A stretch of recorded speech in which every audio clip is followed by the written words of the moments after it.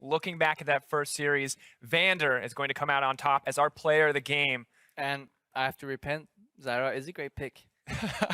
I'm having troubles with admitting it. So like denial is the first stage, but First step. eventually we need to get to like admitting the fact, because Vander had 19% of team damage there as a support. He did more damage than Oruamne. He did more damage than his jungle Jankos, and that is the power and the strength of Zyra, because she goes unnoticed. And honestly, if you want to spend time killing her, you're essentially wasting it because you're not focusing the main targets. But if you don't, well, she's killing you. And additionally, it feels like once you lay down that Stranglethorns, once you lay down that ultimate, your value to the team fight is there. Yeah, like, you've done what you need to do. Like, walk away. You're fine if you die. And the other thing that's so tough about it is, I mean, 80 carry feels like the only champion with enough attack speed to actually burn through those plants, to actually, like, get rid of them in team fights, because 2 or 3 of those sprout up on the back line, and you're just dishing out so much damage overall. Yeah, or you need to be really good at like geometry. I think like lasers actually hit them too, so you need to just angle it correctly. But then you're thinking about how efficiently you take down plants.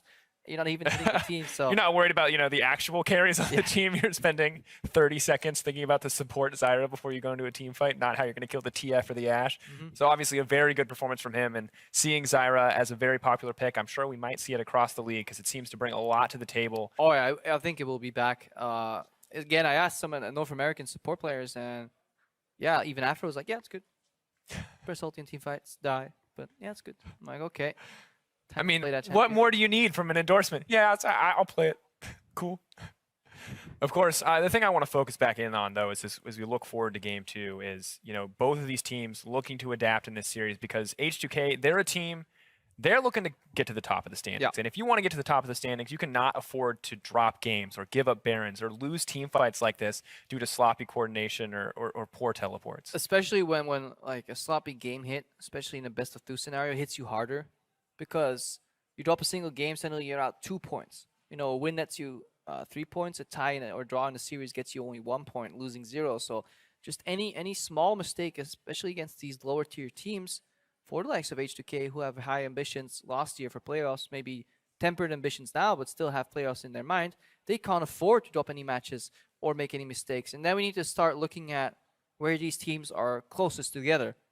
And that is the early game. Because in the early game, the decision tree rather is very narrow. You know, there's only so much you can do.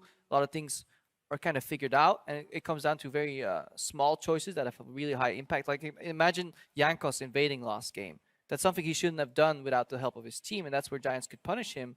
And H2K really need to shore up their early game. They can't afford to give up more first bloods just like that against some of these weaker communicating teams. Yeah, and of course the communication was kind of inconsistent for Giants, but it did come up in the end in a few of those instances, a few of those team fights where they were able to find those flanks with Smitty J, where the team was able to collapse. And I mean, we have to praise Giants for collapsing on Jankos, for, you know, when that opportunity presented itself, making sure to punish H2K. Really, I mean, for me, it felt like the team had a lot of advantages at certain stages of the game, and they could have won if they were just communicating a little bit better overall. Yeah, and this is where we wonder how much of that one team fight play or the sudden like turnarounds were actually on the merit of communication or were just instinct plays. Especially in the early game, you can almost play like solo queue style, you know, something's happening with a quicker reaction to it, as opposed to very elaborate schemes, movement patterns across the map. Because very often later in the game, we saw Sunstar base from a fight, end up joining the fight late game, walking into it as opposed to being with the team. We saw people not taking skill shots for each other. We saw kiting back away from the H2K lineup if you're Giants, and then having Smitty J exposed at the front. So they really need to get on the same page.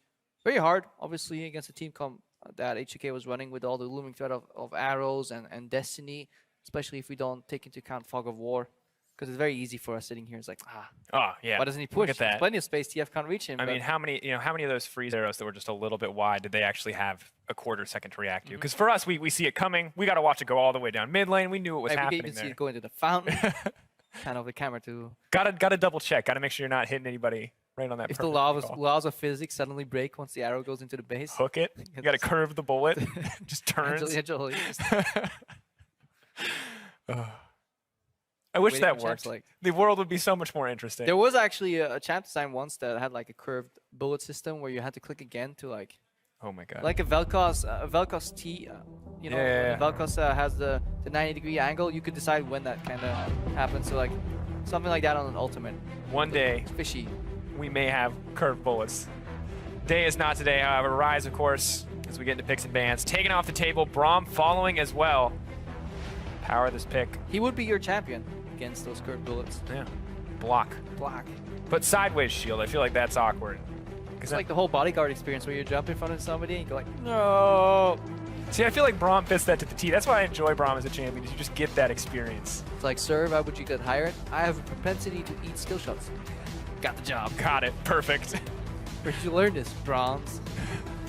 That's how you know you're qualified. We both still eat skill shots, and we're both higher than Bronze, and you're significantly higher than I am. But of course, focusing back in on picks, bans, Trundle taken off the table as well. No more tanky stats going to be stolen away from the side of Giants. Azir as well. Vladimir following. Yeah. Going to be pretty standard aside from that Trundle ban, which has been the shift in focus on the side of Giants. I think definitely reacting to some of the stronger picks from the previous series is always important in the best-of series. So Trundle being out, I think Giants can play a similar style as they did in Game 1, especially if the Trundle's off the board. They're on blue side right now too. How early are they going to pick up their Victor, rather? And does J just really like his Maokai? We'll find out soon. Is of course a big question. Fizz the final ban. Nidalee going to be the first pick, given over to Maxlore. Some nerfs on this patch, but still a powerhouse in the jungle and some interesting focus coming out from Giants. Yeah, from my limited experience on 6-11, it feels like she needs a snowball just a tad right now to be as efficient. But she still has a very high clear speed in the jungle. The strengths are still there for Nidalee. Absolutely. I mean, keep in mind, of course, Pounce cooldown slightly lowered in the early game, and additionally, the passive range significantly reduced 5,500 to 1,400 when you're chasing It's a down. small tweak. Small tweak. Just a little adjustment. Just gotta. It's like, yeah, okay, passive range is nerfed. How much? About 3,000. No, we just leave it at nerf. Yeah, just all of it. It's all gone. Of course, still going to be able to chase people down. Will still have the spears and the ability to follow up here. But H2K, they're not going to let that Victor go back into the hands of Knight. And Jankos, he had some amazing plays week 1 on that Lee Sin. It looks like he's going back to it. Oh, this is always such a fascinating matchup for me, Lee Sin into Nidalee, because there's such a varying opinion within junglers. Some say it's okay. Other things is utter garbage. It's like, yeah, if the Nidalee's not 20 CS ahead and just dominating the game, I don't know what she's doing, as opposed to, yeah, you know, Lee Sin has some room for plays. I personally like Lee Sin in the early game if he's played well. And it kind of fits Jankos both as a player right now and his impact on H2K. When he gets rolling, H2K do well. When he falls behind, H2K generally don't do well. And it's even more exemplified when he plays Lee Sin. And we talked about it last game, of course, jokingly, but I mean, continues to be a part of First Blood in every single game, for better or for worse. And when we saw him play Lee Sin last time, 3 kills in the early game, instant snowball, shutting down the opposition, camping out the enemy top laner, and may look to do it again this time around, although it's going to be interesting to see how he stacks up against Maxlore, 2 early game jungles going toe-to-toe, and the Nami, as well as the TF being locked in, Knight taking the opposite side of this matchup. So I think this is Giants saying we want some sort of range support, pick it already. We want to hide our other picks because I don't see the need to rush a Nami pick here. I don't see the great value in blind picking her either because it does allow your opponent to pivot. So you're looking for more counter pick potential in the AD carry role here for Sunstar getting some comfort and then lock in that crucial top lane for Hustlin later on, for J later on rather. Well, speaking of Hustlin, really interesting to see the shift here in terms of picks and bans because last week he played 3 games of the Nautilus support, always looking to have that hard engage option for the team. And thus far, picking up the Nami, picking up the Karma, so much more range supportive style picks, much less engage options. So a pretty big shift from the bot lane of Giants overall. Yeah, also maybe just a preemptive, you know, sustained counter pick against Zyra. Say, you know what, we tried to do poke versus poke and we got outpoked. Let's try and see if we can sustain our way through it. But Ashe Zyra, reminiscent of kind of C9 bot lane playing style, seems to be a very strong lane here. I think we'll see it more of it because clearly these teams must have been scrimming it. So every team should be aware of it by now, how strong it is, and I think it will be one of the more staple lanes here, European LCS. Absolutely. Now paired with the Victor as well, the ability to chain that CC is pretty insane overall. And I mean, great tools to initiate or disengage in these team fights. Yeah, I'm trying to figure out what Giants is trying to build here with their composition. Oh, wow. You hear the crowd cheering. They want the Teemo. They're not going to get it, I think. But of course, It feels like nobody wants to commit so far on the top 4 picks. Everyone's like, no, after you. You go in, please. I'll play at max range here. Oh! Wicked? Is that you? Is he back? All right, well, Wicked's going to be happy about this. Spending some time in the challenger scene, but of course, Smitty J picking this one up for Giants. This is something that we thought might come out with the changes to Trinity Force. More attack speed, more CDR. You mean Irelia didn't want the crit? No, you get the 1% in the runes, and that's enough. That's all you ever need for Aurelia. But interesting, I mean, this composition from Giants, one, has no tank. No tank. It's literally snowball or bust. Both in the individual jungle matchup as well as the kind of what TF needs to do, especially with nobody creating space for him. I'm just so afraid when Giants enter any teamfight scenario and Aurelia dashes in, but behind her, Stranglethorns gets laid down, and suddenly the team can't follow up. What are they going to do? I guess they'll just skip that part and just start shooting from afar. TF Destiny over, Tidal Wave crossing the jungle, Jin with the ultimate from Sunstar. If he's always late to a fight, at least he might pop his ulti right now. Get some added benefit right there. The silver lining on the clouds for Giant.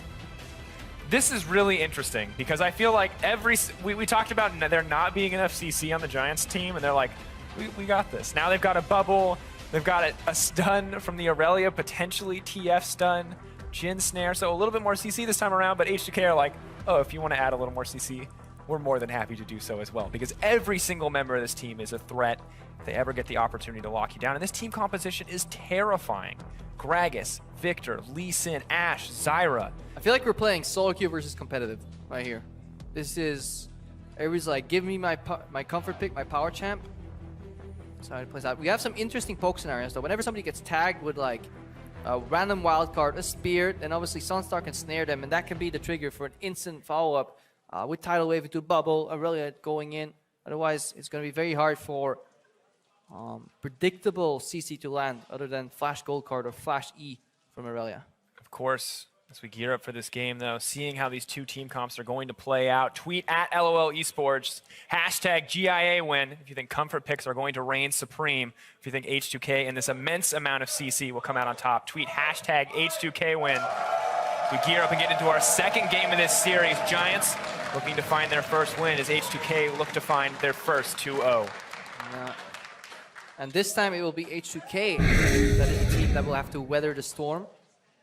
They need to avoid some of these picks, some of these early power spikes from the Giants lineup, and then weather through, see if they can win the late game. Their late game teamfights are still the same. Victor Ashe combined with a Zyra support, that's always a strong core for a teamfight that can always kite backwards and win teamfights almost against any particular composition. Seems like a good start, or could potentially be on the side of Giants. Although Freeze and Vander are getting aggressive as they push in for a bit of vision. Sunstar not happy to grab that poke, but still plenty of time to back out here. Yeah, you don't want to play the guy that has the incredibly slow attack animation. That makes it very predictable when he's actually going for it, because Ashe is going to say, thank you very much, I'll just poke you every single time. Zyra happy to join into that party as well. Of course, we've seen what a terror this champion can be. Looks like we will have the lane swap coming out, though. Definitely not a lane they want to play against. Giants once again opting into the swap to avoid this terrifying lane. Smitty J on the Aurelia. One of the big questions we're going to have to answer is, what does Aurelia provide in these lane swap situations? How is she going to fare against the Gragas in these one-on-one matchups? Yeah, it's a good question.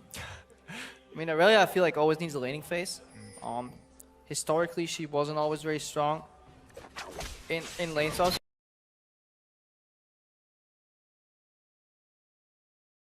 Into the Ashe Zyra seems very rough. But then again, you pick your support early, you kind of pick your AD carry, and you still end up with a losing matchup. For me, that means you're losing the draft, right? And just a really interesting pivot here from Giants in pick ban. I feel like we saw such a defined composition coming in their first game. In game two, it feels significantly more chaotic. Oh yeah, it's definitely across the board here. I think people coming with multiple solutions to the same problem, but a not very coherent one. Perhaps the best way to sum it up. Let's see. We went over how these lane swaps get played. It's slightly weaker on the side for Giants. Sounds like Jin is not that good in lane swaps, and neither is Nami. So H2K with a very innate advantage. It does seem like this Ashe Zyra is the new silver lane, where they do well in 2v2 and they do even better in lane swap. Definitely a lot of power here. You can see using the spells. We always talk about this. Clearing the wave with the spells, throwing in a few auto attacks to make it easier. But between Gragas, Ashe, Zyra, relatively easy to burn through those creeps. And well ahead of the lane swap on the side of Giants at this point in the game, because the tower burning down so quickly. I mean, there can't be a starker contrast. I may have to retract my statement on Giants being okay with this lane swap. The wealth of AoE abilities on the side of H2K to take down these minion waves, as opposed to what Giants is working with. Just big advantage in terms of clear speed of those minions. Odo more than happy to pick up some CS here, fully attempting to bounce the wave. Vision already placed by the remaining members. And this looks like a massive fumble on the side of Giants. Tower will drop eventually, but not before Ashe and Zyra are already in the lane. Smitty not going to get any opportunity to farm out here. Yeah, this is where you almost have to cheese, where you have to wait for Ashe to kind of walk in, see if you can give her. Because if you play tit for tat, you may find yourself too late. And that's what H2K is exactly respecting here. It's like, guys, we need to be a little bit careful. This is the 6th consecutive game where H2K have been in a lane swap. We can't go as far as saying that they have played for it. But if there's any team that should end up in the lane swap every game, it has to be probably. Happy to play the more macro focus, and things looking a little bit better for the team. Oh, he loves that word, by the way. Macro? Yeah, you just overuse it. Macro. Like, how's your macro day, Probably? Are you having a macro good time? Some macro trades having in the mid lane. Wow. Do you like macro TF into macro Victor? Because for him, it gets overused as like any part of strategy. I feel like he should be in front of us with a very disappointed look on his face. I mean, he's probably somewhere with a very disappointed look on his face. Or he's smiling, right? Because he loves it. I don't think he's actually listening to the cast. Coaches have access to team audio. Yeah, no real time to listen to us banter about his hated words. He's missing out on my quality analysis. Poor Probably. He'll never improve as a coach. Yeah. You're a cruel man. So that's sarcasm. I know. Just specifying for all just for in the case haters out there. Probably is better at macro than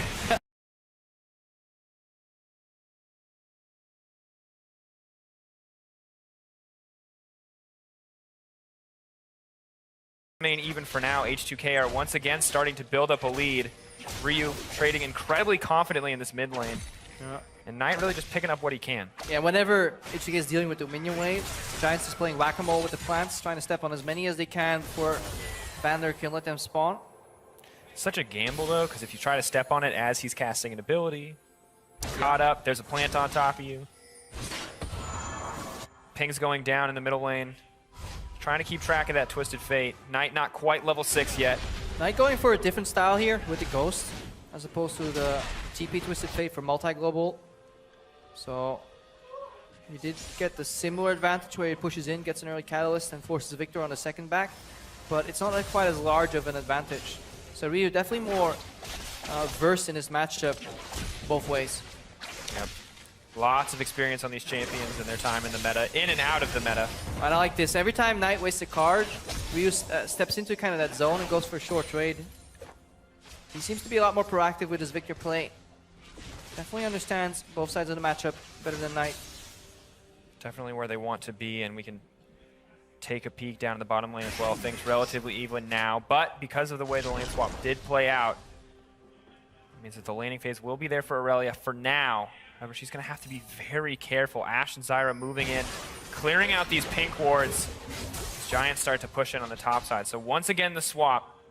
They want to make sure that this Aurelia does not get time to farm up. And we can't be sure if they have too much experience playing against this. Maybe it's shown up in scrims, or this could just be the pocket pick from Smitty J. I mean, teams have faced this pick up, or faced off against this pick rather, plenty in their days of League of Legends.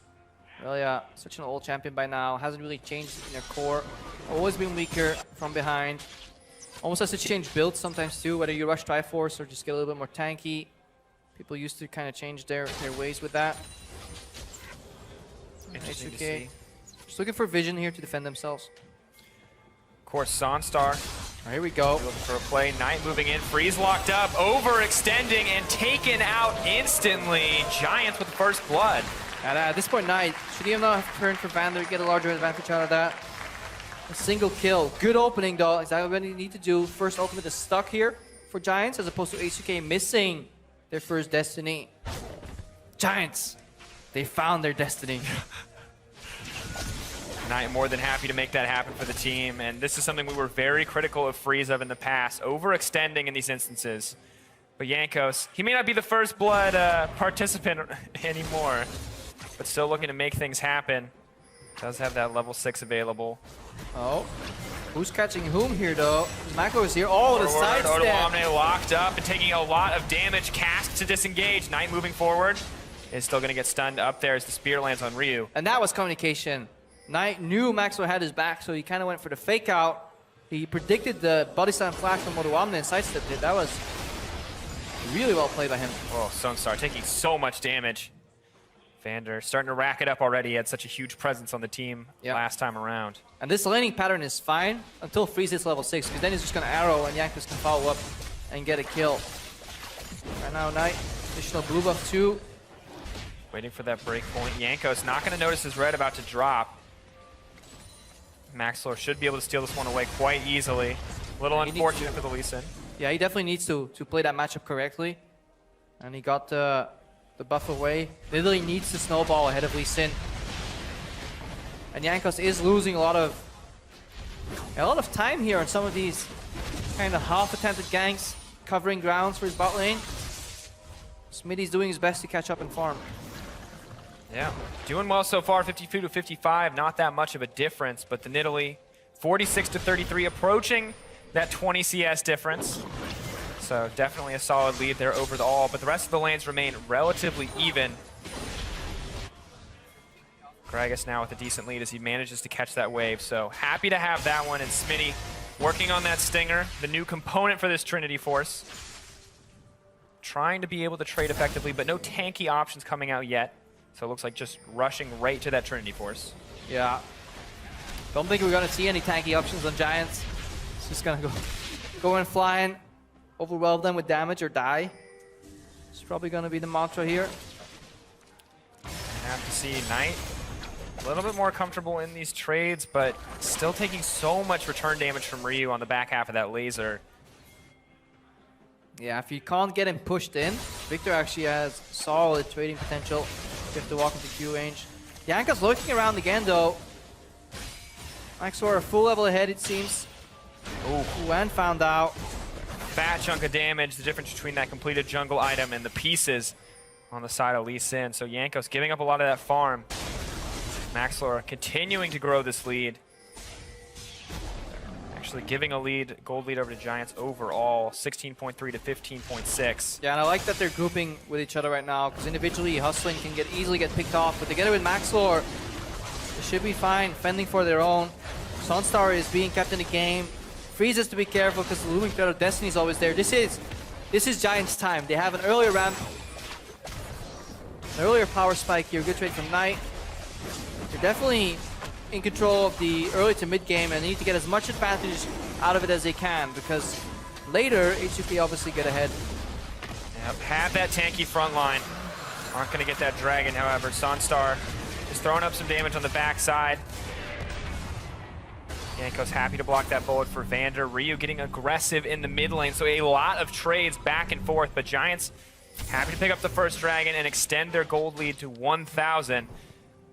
This stage of the game, but as you said, they need this lead. They have to get ahead because their team comp has so many vulnerabilities. Yeah, especially then getting a Mountain Drake is really good, because these high damage comps, they struggle with obviously tanking Baron, but later on, Giants can do it very quickly with the amount of just sheer damage they have across the board. Obviously, Aurelia can tank a little bit, so that's how they want to snowball. They want to take control of the map, and then they want to get these big kind of epic monsters, take them down, the Baron, the Elder, see if they can snowball. Pings coming out from H2K, figuring out their lane assignments. Vander and Freeze sticking together. Real roam opportunities from the Zyre support. Talked about it before. Too squishy, too immobile to really wander safely like that Bard or one of the more tanky picks. And they're hiding their weaknesses well here, Giants, with their lane assignments. Putting Sunstar, low mobility, predictable clear, easily caught out on Jin. They put him in the mid lane, and they swap TF to the side lane. That obviously removes one angle for Destiny. He can no longer join the top side of the map, so that will be for Maxlord to take care of. But he can add pressure here.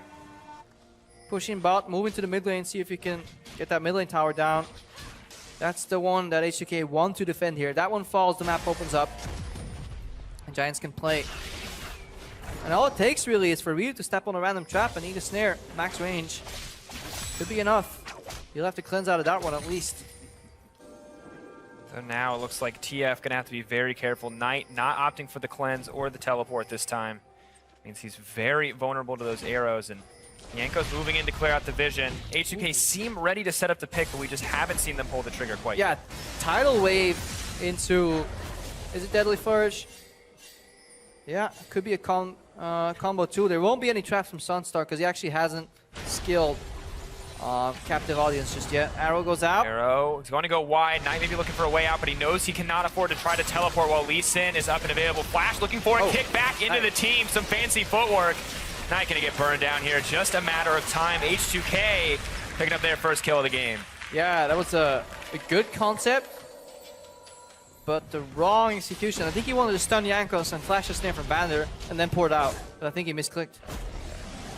Yeah, can't afford to make those small mistakes. Giants, though, now shifting their attention to the bottom side of the map. They're not giving up anything else in this exchange, but that means Ryu more than happy to have the time to extend this CS differential in the mid lane. Now approaching that 20 mark as he pushes in that final wave. And the one is keeping Smitty J down in the top lane. 20 CS lead, he can't get through it. Yep, once out of ulti stacks. Really was never going to kill anybody. Unfortunate. Maybe the Sheen will be the difference maker there, but at the end of the day, Gragas just so tanky, so much built-in sustain, and we'll get one more lucky display. So Arrow comes out a little early, honestly. Could have waited with that if you're freeze. And right here, he goes for the stun.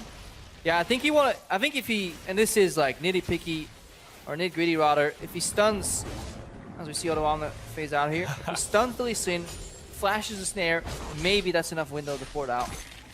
Yeah, of course, very short-range port as well, so don't even know if it would have been enough to take the safety there in the end, but clearly, very intense situation for Knight, and did the best he could overall, but just simply too many people managed to get on top of him, and overextending just a bit in that side lane does cost a decent amount as the gold has now evened up. Dragons, of course, still in favor of Giants with that single Mountain Drake. Next one on the board is going to be the Cloud, however, so no major advantages going to be gained if they do manage to pick that one up. Knight headed back in the mid lane. Once again, just both of these mid laners clearing out waves, both sides looking for these pick opportunities. TF, Jin, Nami, hoping for that setup, hoping for that range snare, the Ashe, the Zyra. Lee Sin maybe looking for that arrow. A lot of hope. Not too much happening. Yeah. That's the very point. calm. It's kind of tough. That's when we rephrase it as both teams are truly respecting each other's zones. I love how many buzzwords can we use? Really, the zone control coming out on the side of H2K and zone on that arrow. Zoned. Boom. Zoning, he left his zoning arrow in his natural habitat. He's in his head now, though. He knows Knight's always going to step forward, so you know he's adjusting. It's about the mind games here. But do you then shoot forward again? My God. No Wait, chance. I looked at you for a second. Where did Hustling go? You see, what happened was damage, as it turns out. Deforestation. Clearing that out. Got to get some more lumber, you know. Lumberjack, lumberjack, lumberjack. They just wanted sushi for lunch. It's a hungry team, you know. They've been here for a while. Throwing out ultimates. Do you truly go for sushi if you're hungry, though? I feel it fills at a... Yeah, it's very different. Yeah, it's like you go if you want to, like, appreciate... Oh, man, we need schnitzel. You're hungry, you just eat a ton of schnitzel. Nice. Yeah, so he died. He got evaporated. The death push. Makes you wonder why he stepped into it, though. He's like, oh, arrow's gone. Clearly, all the threat is gone. And that's actually... so much damage coming out from the side of Giant, or H2K rather. You really got to respect this, although Ryu could be in trouble here. Moving forward, Knight moving forward, has the stun, cleanse immediately. Jankos still in the thick of it, but just not enough lockdown there. And that cleanse summoner spell is going to make it so hard for Giants here. Excellent choice by Ryu over in Champ Select, because a lot of the CC crowd effects here are conditional on being layered. Everybody takes an arrow, you get an arrow, you get an arrow, well, a bullet rather. Snare going to land. That's Arrow down. lands as well. Commitment onto Knight. Knight instantly burned down. The range on those abilities is simply too much.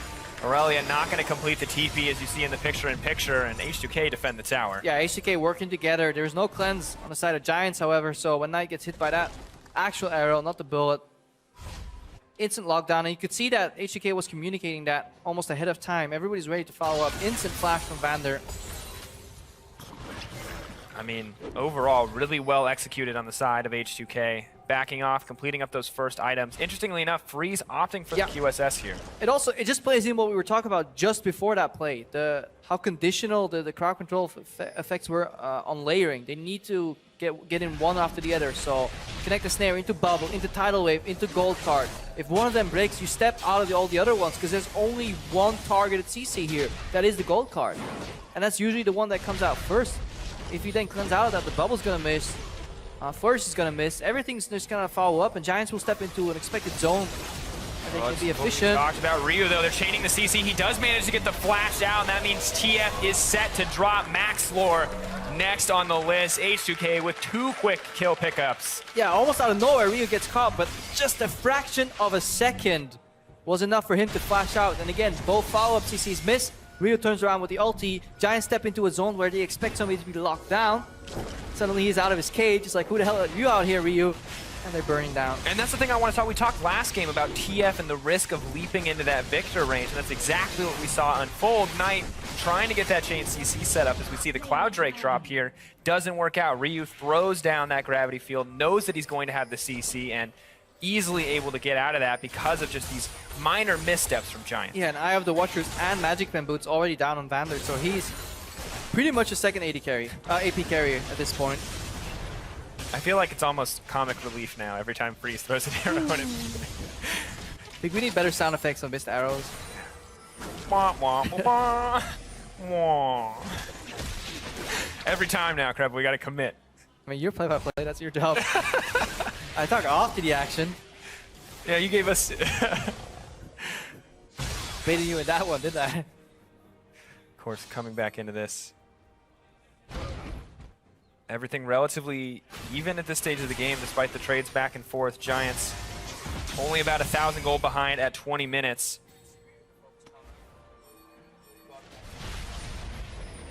Things appear to be fine moving forward, but both teams still waiting around those major cooldowns, waiting to layer that CC.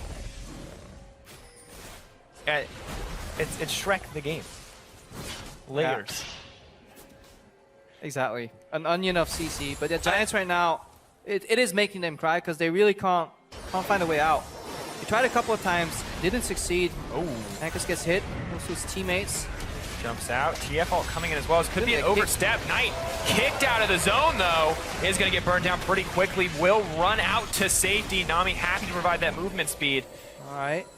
Just to trade a cooldowns. Yeah, that was a good stun onto Jankos because he almost wanted to use Knight as a vessel out of that fight.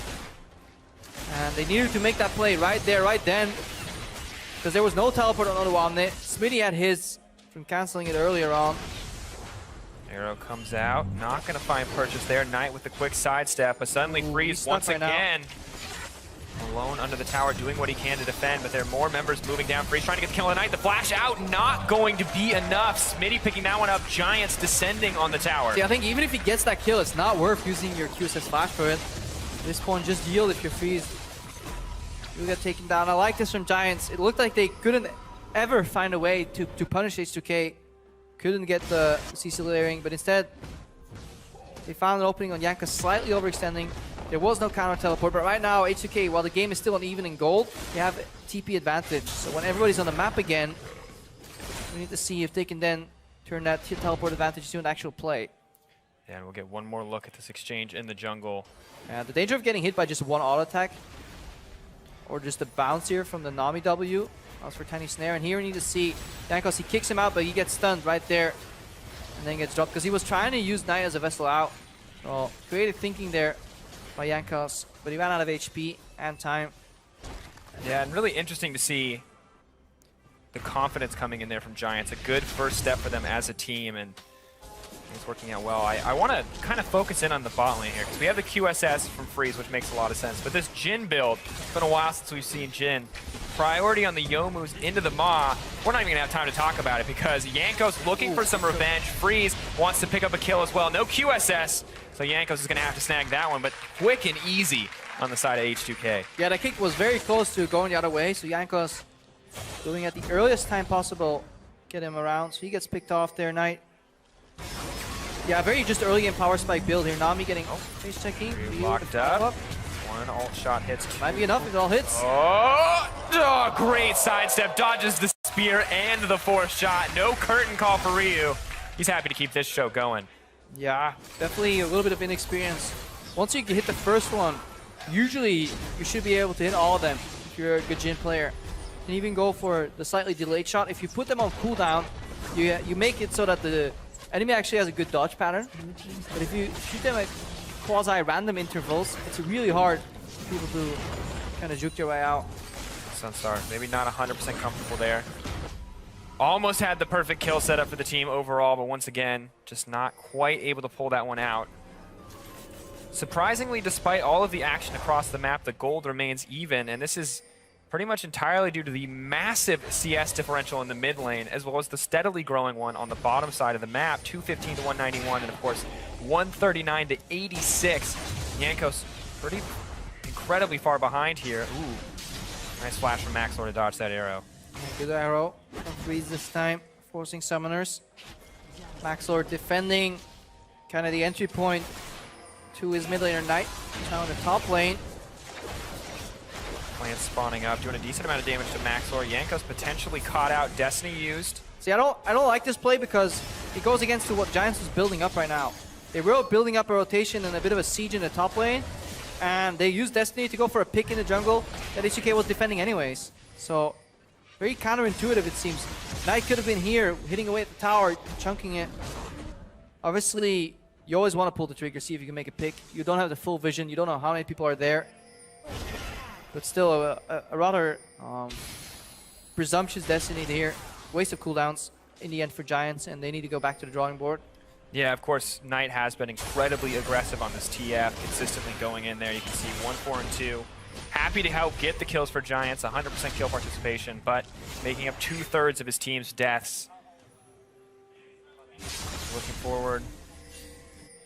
Freeze and Ryu, though, holding up the mid lane, and the rest of the H2K waiting in this brush, hoping to grab a pick. They want to grab this Mountain Drake for themselves. This is where their team composition is really going to start to be strong. Yeah, defending objectives, definitely agree there. Using the Zyra ulti, if you can get into a choke point, it is so hard for these non-tanky Giants lineup to enter. So they definitely need to look to cross now. Giants right now are looking at tier 2 tower in the top lane. But Smitty J disappeared somewhere. Be moving into the mid lane to try to burn this through this. Smitty J, of course, burned down in the meantime. However, it will be the trade of towers in the end, so the gold continues to be even, but H2K happy to pick up that Mountain Drake. Their second dragon of the game overall, and you know, just minor missteps for Giants, still making good moves to get it back, but we'll get one more look at this. Yeah, and this is just something that just can't happen right now. If you look at Giants as a team, the first thing you do is you identify an objective. What are we playing for, is the question asked in team comps. Well, we're playing for top side. All right, that means bottom side is generally weak. That is an assumption you can always make if your shot calling is somewhat correct. It's like, okay, we're strong on top side. De facto, we are weak on bottom side, which means very careful pathing. You know, take the long route into the mid lane. There is no sense of urgency to go mid because all you need to do is posture defensively. You know they're doing dragon, and Smitty J, yeah, kind of gets picked off, and it's these small mistakes that add up to a larger deficit. If Giants wouldn't have made some of their smaller mistakes, they could have been farther ahead, and that's what they need because they're getting outscaled map control-wise by H2K. Yeah, absolutely, because going even for H2K is completely acceptable. If we talk about Giants needing a massive gold lead. Smitty J looking to build one for himself. Maxwell coming in. Odo potentially in trouble. All right, he's buying time. What can H2K do on the back of this, though? Odo's going to drop. That's a given. But there was an arrow in the mid lane that went wide, so the cross map play from H2K backfired. Good sidestep from Giants. And Ryu stuck in the top lane here. So this is Odo Omni essentially overextending. If you're playing a 1-3-1 scenario and there's nothing you can get on the other side of the map if you're caught out, then you're overextending. Completely agree. This could be the opportunity for Giants to grow their lead. That tower relatively low. The flank potentially open. Knight and Maxwell pushing forward. Aurelia on the bottom side as well. They may look to turn this into 2 towers. They keep the pressure up, and H2K have to respond. Yeah, you can definitely see the rotation kind of written out in the map here. Zero vision in the jungle. The wave just arrived at the second tower here. Really solid play here from Giants. And this is kind of a 3-phase play. Let's see if they can get any fight out of this on the side of H2K. Giants, they can kite their bottom left of your screen. Teleport. Waiting for it. Here comes Odo, maybe looking for the engage. No flash to disposal. We'll have the cask in just a second, waiting for it, but the disengage is so good, and the arrow goes completely wide. Ooh, we have to question these arrows from Freeze at this point. I mean, the occasional whiff is okay, but it's definitely lackadaisical. Definitely not what H2K wanted, really hoping to find that engage. You saw Jankos aggressively moving on those front lines, hoping to find a kick, hoping to find an opportunity to go in. And now Giants, gold lead once again in their favor, 5 towers to 3. Baron up and available if they do want to take it, and they may not have the tools quite yet, but if they keep getting picks like this, it should be a pretty easy game for them. Yeah, I mean, I wouldn't say easy. Hang on there. Okay. It's a big leap there, but Picks, definitely... we'll let them get Baron. Baron will make things easier. Baron generally helps. Picks are definitely translating into advantages here, and this is all off the back of that pick in the bottom lane that did not get answered. They went mid, rotated bot. They picked off the easiest objectives, though. The outer turrets right now, Giants. And H2K, a lot more condensed here. Arrow comes out. Remember, there's a Mikhail's Crucible available on Hustlin. So anybody else can take the arrow for him, and he will repay that debt in kindness with a good old cleanse. Giants, they just want to scope the area here. They don't want to commit. One of the major counter-engage tools from H2K is gone. I think the H2K will have to start Baron, because otherwise, the same thing that happened last game with the reverse teams will happen, where Aurelia split pushes. So we're looking for a fight here. Stop the Baron. Happening right now. Knight moving forward, does have the gold card available. Baron incredibly low. Can they get it? Lee Sin going to pick that one up. Chaos Storm rushing towards Knight and the rest of Giants, but they hesitate on pulling the trigger, and H2K walk away with the advantage. Yeah, Giants, they got the expected reaction out of their play almost, but they were too slow on the trigger. Maxlor with his best pinball cosplay, he got knocked around that fight. Knocked in by Odoamna, up by Zyra Ultimate, sideways by Lee Sin Kick. Didn't get in smite range, and yeah, really solid execution here. And again, the power of the Stranglethorns defending an objective. That's what Giants failed to calculate into their movement. It's like, okay, Baron, 4,000, 5,000 health. Let's swoop in, see if we can start a fight. They're distracted. They're lower. See if we can finish them off. But look how quick this Baron goes down. 3.5k, 2.5k. Maxlor in, up, sideways. Yeah, nowhere near completion of that smite. Really solid execution here by H2K. Glad you were watching. I was like, are they going to get the Baron? Are they going to get the Baron? Shots coming in, and it's just in the meantime, Maxlor, as you said, ping pong, flying around. Like, I'm sure that's great. It's fun. There's your amusement park experience, the roller coaster for Maxlor. H2K, though, now pushing down the middle lane, looking like they have a lot more confidence, and this is really where Giants are going to start to struggle because they do not have that tanky front line. Yeah, and look at Ryu as well. He's putting up he's preparing phase 2 here. So H2K, with Ryu in the top lane, they're indicating that they want tier 1 tower or tier 2 tower in mid lane, and a potential option on the second tower in top. If not, they just go in. Good engage. Hustlin going to get burned down. Odo happy to grab that one. Jankos locked up for a second, but finally Freeze gets that arrow. Knight dropping as well. Easy pickup for H2K. Maxlor having to flash to safety, but the inhibitor now poised to go down, and this is really where the team's strengths come to fruition. Baron buff, the gold lead now in their favor, and they're pushing to end the game. Curtain call comes out. It's going to block a few shots, but not a whole lot to stop H2K. Smitty maybe looking for a way in here. Yeah, these plants can always tank a couple turret shots too. Curtains are closing here, 5 versus 3. Hustle's going to spawn. But as a Nami at this point in the game, not much you can bring to the table. Smitty goes in. Oh, goes in and immediately goes down. Maxlor as well tries to make it in, but it's not enough. The power of Victor too strong. H2K don't even have to care about the PvP anymore. All that's left is to burn down the Nexus, but they're going to give the triple kill over to Ryu. He kind of wants to make it a quadra, and as H2K look to set him up for it. They also look to get their first 2-0. A little bit of BM here as they hop into that base. The shutdown comes out, but it is simply not enough to stop the 2-0 coming out from H2K. Yeah, and what an accelerated finish there out of nowhere. Giants initiated the map play with a split push, but H2K had the correct reaction ready. And then they burned down the Baron with the disengage from the Zyra. 1, 0, and 10 again from Vander here. Same build, Magic Pen, Eye of the Watchers into Leandri's H2O, second AP carry. H2O, H2K, H2O, H2K. See the team on your screen happy to have their first 2-0 after tying it up both times in the first week, and really stellar performance from them in the end there to make that composition work, but still I felt like some pretty big points of weakness. Yeah, definitely weaknesses to be exploited here or to be shored up by probably a little boot camp. But Freeze's initiation in the whole H2 What H2K dance for the first time. Hopefully not the last for him. Hopefully, hoping to find more wins as we move forward. And Giants, that was a rough loss, but I feel like there were some good glimmers of hope in game one. See, there's always these phases in these Giants games where you're like, if they can build on that, yes. But then we also have to go back to the draft. When a team is putting something together, like this team comp, you know they're kind of stretching already. Like, Yeah. you know, guys, how about we try something different?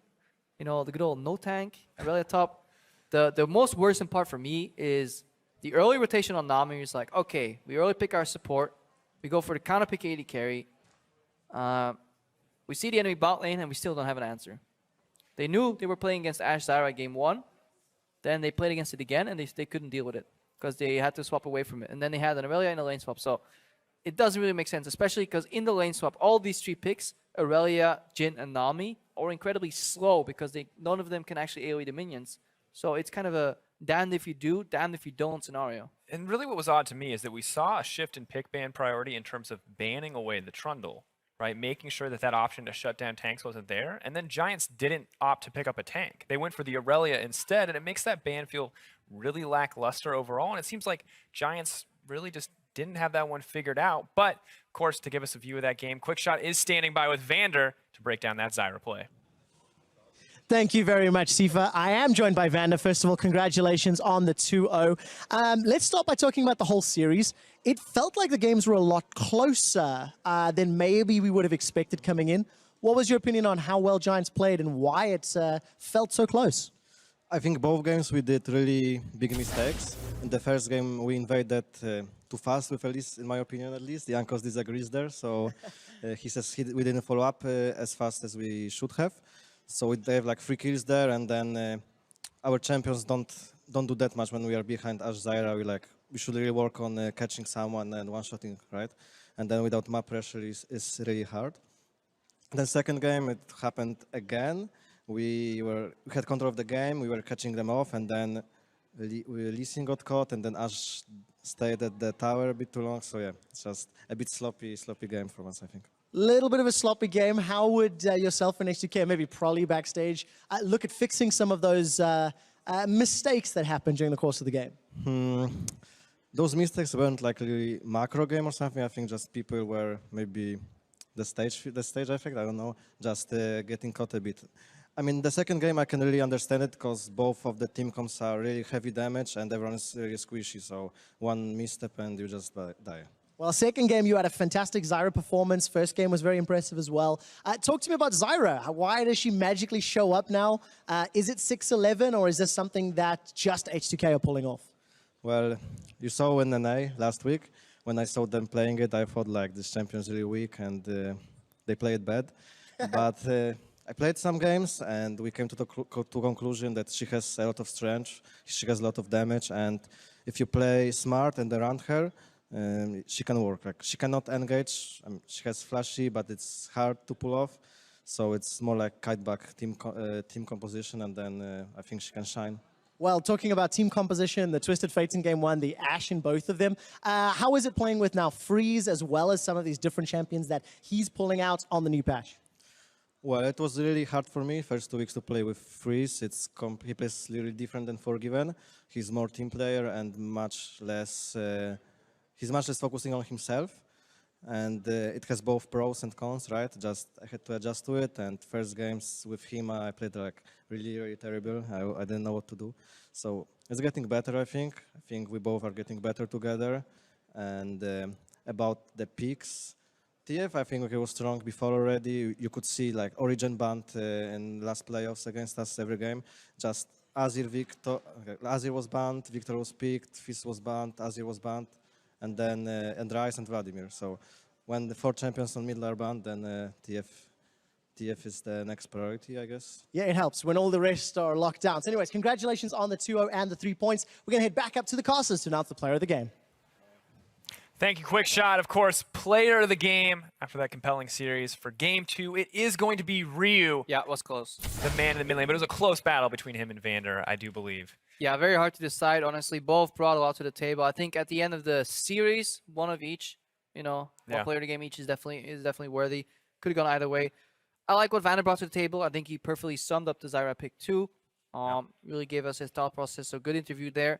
For H2K, all lanes up so far, I think. So we need to really start judging this 2v2 lane potential of Freeze and Vander a little more down the split once they see us getting challenged in the laning phase. Because Vander was hinting at a completely different style, and I want to see how that plays out in the early game in standard lanes. Yeah, especially because in the lane swap with that, Zyra did feel like they had to hold hands and follow each other around the map. And I'm really wondering how Freeze will hold his own, if that support does want to roam, or if they're going to play together, how they actually do play together in a 2v2 situation. She does shine a lot more even in just a standard lane scenario. So that is definitely the power of that pick. Definitely want to see that come to fruition.